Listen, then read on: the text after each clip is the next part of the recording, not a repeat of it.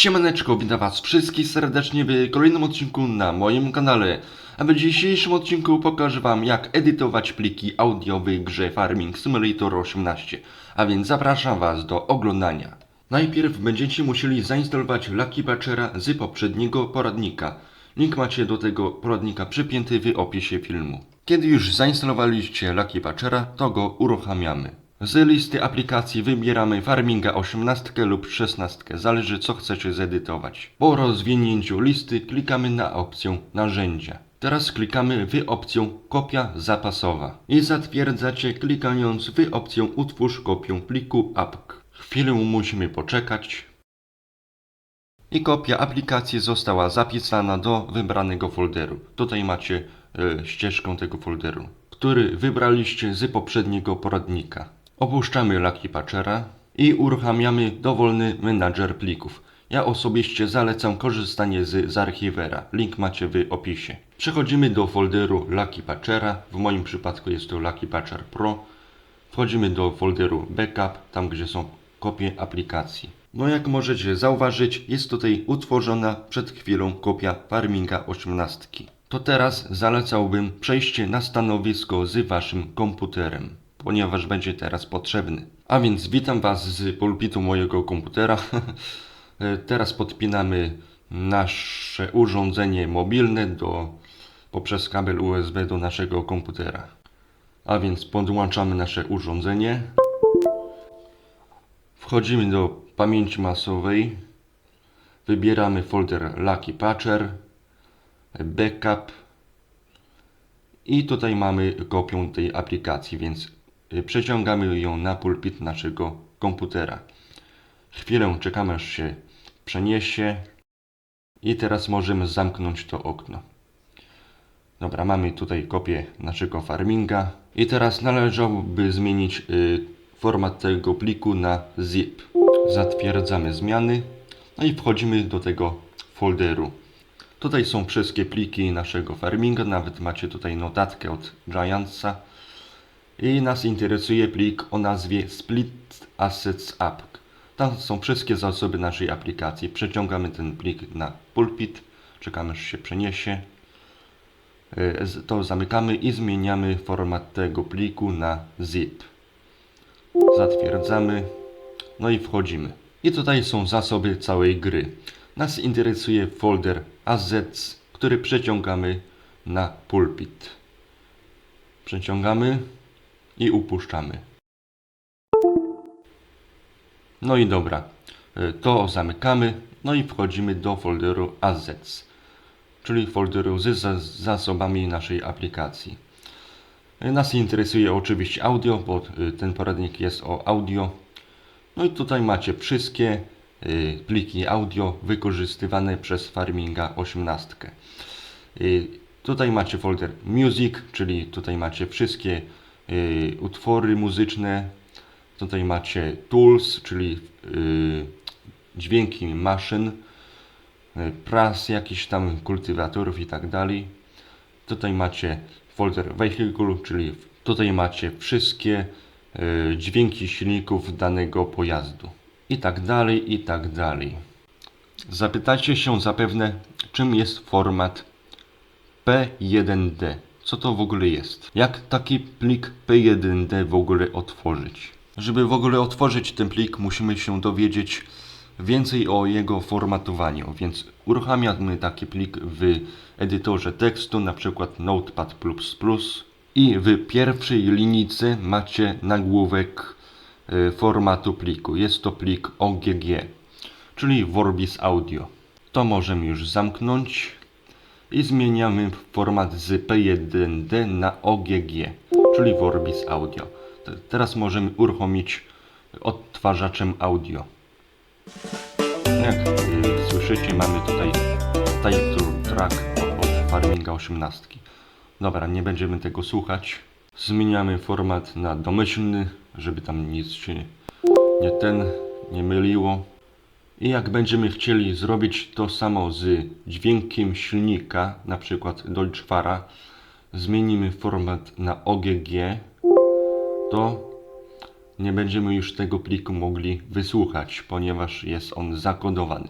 Jak widzicie, odtwarzacz pokazał nam błąd, że nieznany format, to jest 0x coś tam, coś tam. Więc zapytacie, o co tu chodzi, dlaczego tam działa, a tu nie działa. Przyjrzyjmy się temu plikowi bardziej dokładnie, otwierając go w notatniku. W pierwszej linii, tam gdzie jest nagłówek formatu pliku, jest napisane CKMK. To jest specyficzny format dla Farminga 18. No to już wiemy, co jest przyczyną. Dajmy sobie te pliki na warsztat, przerzućmy na pulpit. To możemy już zamknąć. I teraz przechodzimy do przeglądarki Google'a, czy tam Firefoxa. W opisie filmu macie podany link, pod który wchodzimy. Ten link prowadzi do narzędzia, które musimy pobrać do dekompresji tych plików. Jest to Cricut Audio w wersji 1.6.7. Pobieramy, klikamy na pobierz mimo to i czekamy, aż się narzędzie pobierze. Kiedy się pobierze, przerzucamy je na pulpit. Dobra, kiedy już się pobrało, to przerzucamy to archiwum na pulpit. Przeglądarkę zamykamy, wchodzimy do tego archiwum, otwieramy i ten folder również przerzucamy na pulpit. I czekamy, aż się wypakuje. To okno już możemy zamknąć, a archiwum możemy już usunąć, nie będzie nam potrzebne. I tutaj mamy narzędzie Cricut Audio do dekompresji plików w formacie CKB. I do tego jest narzędzie Cricut Audio w wersji 1.6.7. Teraz musimy uruchomić wiersz poleceń. W wyszukiwarce Windowsa wpisujemy CMD i uruchamiamy konsolę. Możemy również to uruchomić skrótem klawiaturowym Windows plus R i wpisać w pole CMD. Więc już znacie dwa sposoby na uruchomienie CMD. To teraz przechodzimy do folderu Cricut Audio. Tutaj są wszystkie pliki tego narzędzia. Nas interesuje folder bin. Wchodzimy i tutaj mamy trzy wersje. Na Linuxa, macOSa oraz Windowsa. Nas interesuje ta wersja na Windowsa. I tutaj mamy dwie wersje bitowe. Nas interesuje 64-bitowa wersja. No i tutaj jest to narzędzie. Teraz musimy skopiować ścieżką do tego narzędzia, klikając w pole ścieżki i kopiujemy Ctrl+C. To możemy już zminimalizować i w wierszu poleceń wpisujemy CD, spacja i prawy przycisk myszy, aby wkleić ścieżką. Klikamy Enter, dir, aby wyświetlić zawartość tego folderu i jak widzicie mamy tutaj to narzędzie, czyli jesteśmy w odpowiednim katalogu. CLS, aby wyczyścić okno konsoli. I teraz może trochę na temat samego formatu CKB. Więc żeby podejrzeć informacje o tym pliku, wpisujemy w okno konsoli cktool.exe spacja info spacja mieściunik Verbose. Teraz klikamy na nasz plik prawym przyciskiem myszy. Przechodzimy do zakładki właściwości i kopiujemy ścieżką do tego pliku. Ctrl+C, aby skopiować, to sobie tutaj przerzucę. Prawym przyciskiem myszy w oknie konsoli, aby wkleić. Lewy slash i wpisujemy nazwę pliku. W moim przypadku jest to idle p1d. Klikamy Enter i wyświetliły nam się informacje o tym pliku. Tutaj na górze macie informację, na jakie systemy ten plik jest przystosowany. Jest on przystosowany na iOS-a, Androida, macOS-a, Windowsa, Aukitela, WP8 oraz Linuxa. Tutaj niżej macie typ pliku, jest to typ pierwszy. Tutaj macie nazwę banku, czyli tego kontenera, w którym jest ten plik audio. W moim przypadku jest to plik idle. A tutaj macie wszystkie informacje o audio w tym kontenerze. Tutaj będzie wyświetlana nazwa tego pliku. Tutaj macie typ formatu, jest to format drugi, o tym później. Tutaj mamy kanały, mamy wartość 1, czyli to jest kanał mono. Jakby były dwa, to by było stereo. Tutaj macie wartość częstotliwości propagowania pliku audio, która wynosi 22 050 Hz. Jeszcze niżej macie wartość ilości klatek. Tutaj jest wartość ilości bajtów tego pliku. Tutaj macie długość pliku audio, która wynosi jakieś 3 sekundy. Tutaj macie wartość głośności, która jest ustawiona na 1, czyli najgłośniejsza. To jest funkcja panning, która nie wiem co robi. To jest funkcja loop, czyli pętla. I pętla się zaczyna gdzieś w ułamku sekundy. A tutaj macie ilość pętl. To jest ustawione na 0 domyślnie. No i żeby wyodrębnić plik, musimy wpisać cktool.exe spacja extract spacja myślnik Virtuose spacja i podajemy ścieżkę do pliku. To już wiecie jak się robi. I Enter. No i plik się właśnie przekonwertował. Teraz możemy go normalnie uruchomić odtwarzaczem. I ten plik trwa 3 sekundy, tak jak mówiłem wtedy. Jest to dźwięk silnika Deutschfahrer.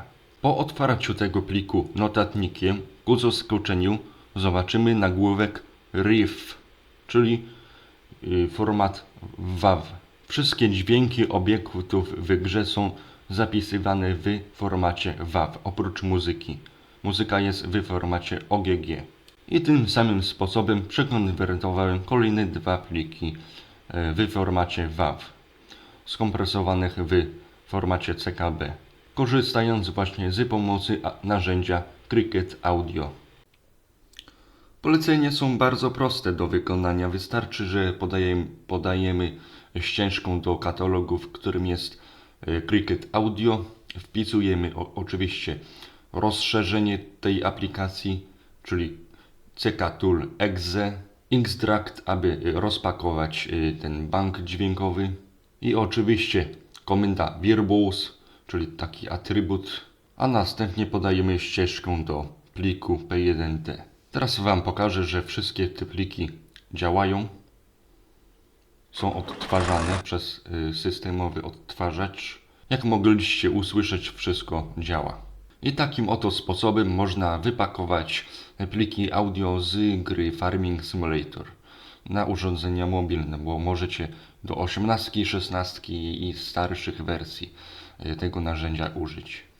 A co z kompresowaniem plików odwrotnie, czyli do gry? Otóż przygotowałem sobie tutaj 4 pliki audio, które zaimportujemy do naszego Farminga 18. Z pomocą przychodzi nam program Audacity.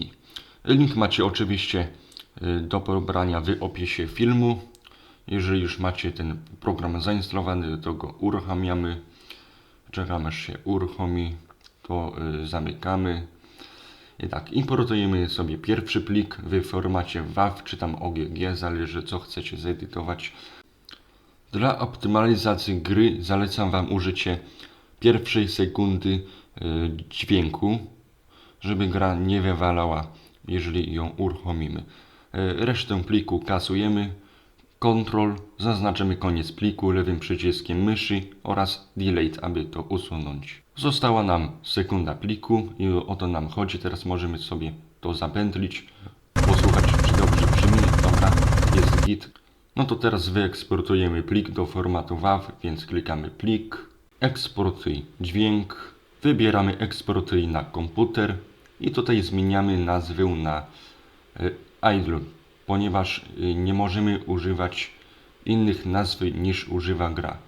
Dobra, to jest format OGG, my musimy wybrać format WAV. Tak jak mówiłem, obiekty w grze używają formatu WAV FMT.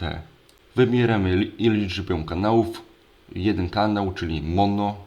Częstotliwość próbkowania wybieramy w zakresie od 44 100 Hz do maksymalnie 22 050 Hz, aby jakość dźwięku nie spadła tak bardzo drastycznie, ale żeby była optymalna dla systemu plików gry.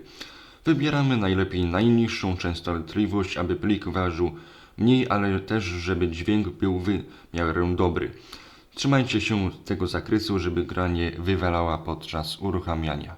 Więc ja wybiorę 22050 Hz. Następnie wybieramy kodowanie audio. Kodowanie dla mobilnych wersji farmingów jest to 32-bitowa wersja float, więc taką wybieramy. Następnie przechodzimy do zakładki edytuj metadane. Jeżeli tutaj coś by było, to klikamy wyczyść. Akurat tutaj nic nie ma, więc klikam anuluj. No i w końcu możemy wyeksportować nasz plik. Klikamy eksport i jak widzicie pojawił nam się plik. Przejdźmy zatem do modyfikowania kolejnego pliku. To możemy zamknąć, importujemy drugi. Wybieramy pierwszą sekundę tego pliku. Tamto kasujemy. Plik, eksportuj dźwięk. Eksportuj na komputer. Zmieniam nazwę, jaką wykorzystuje gra, czyli tutaj będzie run. Wybieramy częstotliwość próbkowania i eksportujemy plik. I tak samo robicie z kolejnym.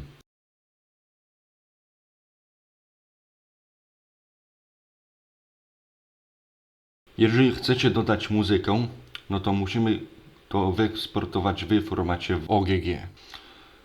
Jest to utwór muzyczny z Farminga 19. Jest on trochę długi, więc musimy go skompresować tak, aby gra go odczytywała. Jak mogliście zauważyć, ten plik ma dwie ścieżki i musimy je podzielić do ścieżki mono, ponieważ Farming odczytuje tylko ścieżkę mono. Klikamy tutaj w trzy kropki obok nazwy pliku i klikamy trzecią opcję od dołu, podziel stereo do mono. My heart is stereo. Kojarzycie, co nie? No i program nam podzielił ścieżki do mono. I jedną ścieżkę musimy wykasować, klikając w krzyżyk obok nazwy pliku. No i dobra, mamy ścieżkę jedną mono. Tutaj końcówkę pliku usuniemy, po co ona nam. Już wiecie, jak się kasuje koniec pliku. Dobra, no to sobie to usuńmy. I dobra, teraz możemy sobie to wyeksportować. Plik, eksportuj dźwięk. Eksport tutaj na komputer. Zmieniamy nazwę na title track, ponieważ tak się nazywał ten plik. Pamiętacie o tym, żeby zachować oryginalną nazwę. Format wybieram na plik OGG Vorbis. Kanały mono oczywiście. I częstotliwość próbkowania. Trzymajcie się w tym zakresie, o którym mówiłem. Czyli od 44 do 22. Przechodzimy do zakładki edytuj metadane. Jak widzicie, są tutaj jakieś metadane. My musimy je wyczyścić, aby gra nie wywalała. Klikamy OK i eksportuj. No i plik został wyeksportowany, to możemy już zamknąć. Anuluj, dobra. Mamy wszystkie pliki, to teraz je skompresujemy. Uruchamiamy wiersz poleceń. Wchodzimy do folderu Cricket Audio, bin, Windows, x64 i kopiujemy ścieżkę do tego katalogu. CD, prawy przycisk myszy, aby wkleić Enter. No jesteśmy w tym katalogu. Wpisujemy CK Tool, exe, spacja, build bank, spacja, myślnik, single, ponieważ budujemy jeden plik, myślnik, format, spacja, ADPCM. Jest to właśnie format przystosowany pod urządzenia mobilne. No i oczywiście standardowy atrybut, myślnik, verbose. Teraz klikamy prawym przyciskiem myszy na nasz plik, właściwości, kopiujemy sobie ścieżką do tego pliku i prawym przyciskiem myszy wklejamy ścieżkę i podajemy oczywiście nazwę tego pliku, który chcemy skompresować, czyli w moim przypadku ścieżka wejściowa do pliku idle wav. Teraz ponownie wklejamy ścieżkę i teraz podajemy plik wyjściowy, czyli idle p1d. Klikamy Enter i plik został właśnie utworzony na naszym pulpicie. Czy w jakimś tam folderze, zależy gdzie teraz pracujecie. Więc mamy sobie plik. I jak teraz sobie go otworzymy w notatniku, to zobaczycie, że nagłówek pliku to jest CKMK, czyli format CKB, który Farming Simulator odtwarza. Dobra, możemy to zamknąć. No i takim samym sposobem konwertujecie kolejne pliki. Czyli ck tool exe boiled bank spacja myślnik single, czyli pojedynczy plik, format adpcm spacja myślnik verbose, po spacji podajemy ścieżkę wejściową do konwertowanego pliku, czyli tutaj będzie run wav i po spacji wklejamy ścieżkę pliku wyjściowego, czyli run p1d. No i utworzył nam się kolejny plik. No i świetnie. I tak robicie z następnym plikiem. Tutaj nic trudnego nie ma, tylko posługujecie się prostymi komendami.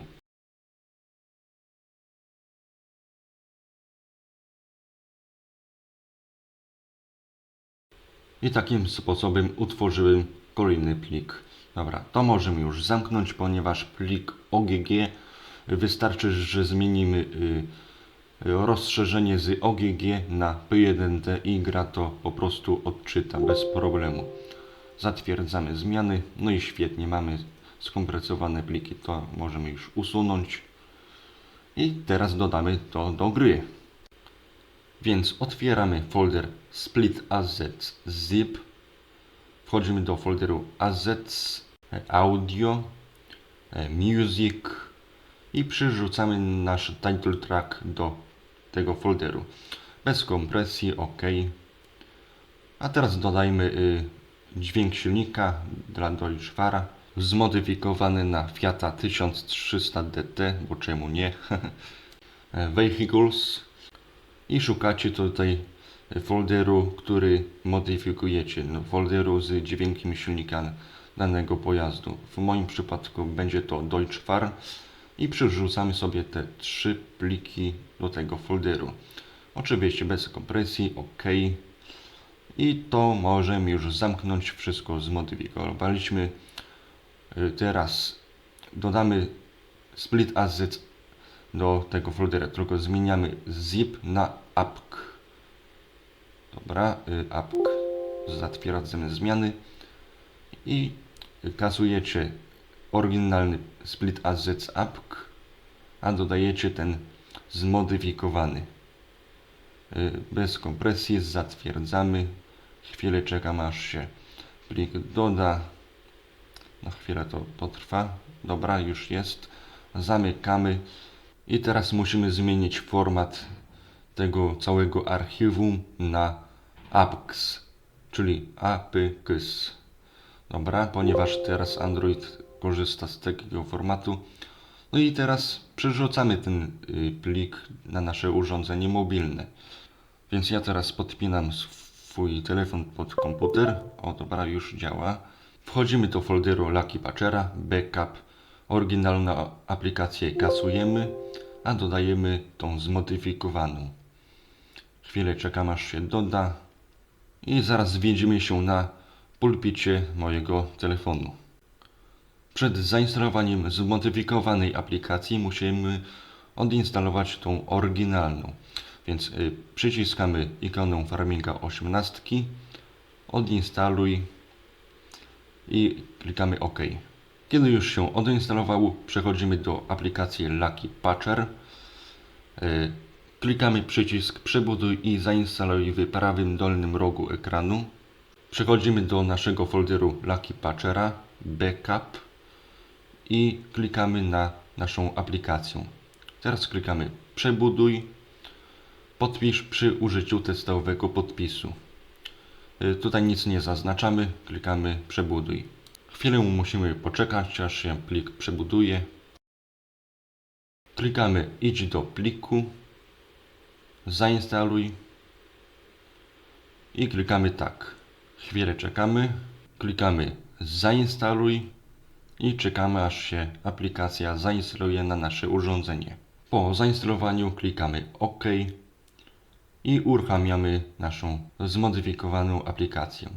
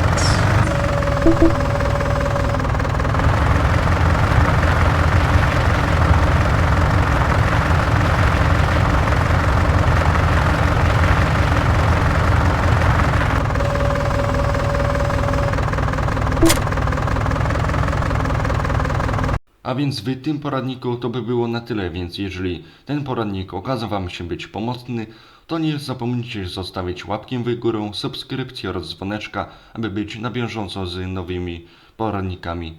A tak przy okazji to zapraszam Was bardzo serdecznie na oficjalną stronę z modyfikacjami do Farming Simulator 18 oraz 16. Linki oczywiście macie przypięte w sekcji z komentarzami oraz w opisie filmu. A więc tym akcentem kończymy dzisiejszy odcinek, a więc trzymajcie się, do następnego i cześć.